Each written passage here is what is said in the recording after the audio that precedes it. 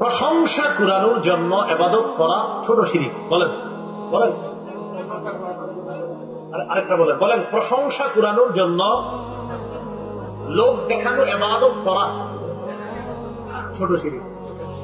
মনে থাকবেন ইনশাআল্লাহ। قال رسول الله صلى الله عليه وسلم إن أخوف ما أخاف عليكم بعدي الشرك الأصغر। নবীজি বলেন আমি দুনিয়া থেকে বিদায় নেওয়ার পর তোমাদের ব্যাপারে সবচেয়ে ভয় পাই তোমরা ছোট শিরিক করবা।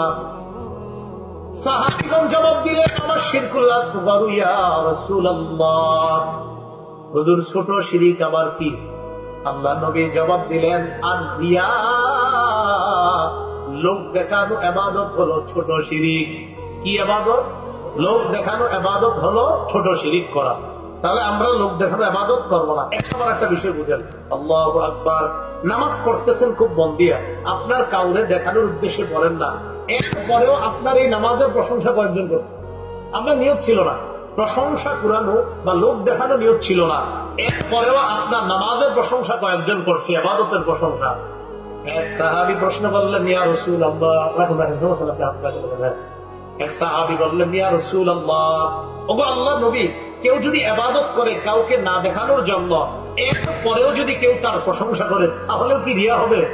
নবীজি বললেন তিলকা আজিলু বুশরাল মুমিন, এটা মুমিনের জন্য দুনিয়াতে আল্লাহর পক্ষ থেকে নগদ সুসংবাদ। আল্লাহ জানে।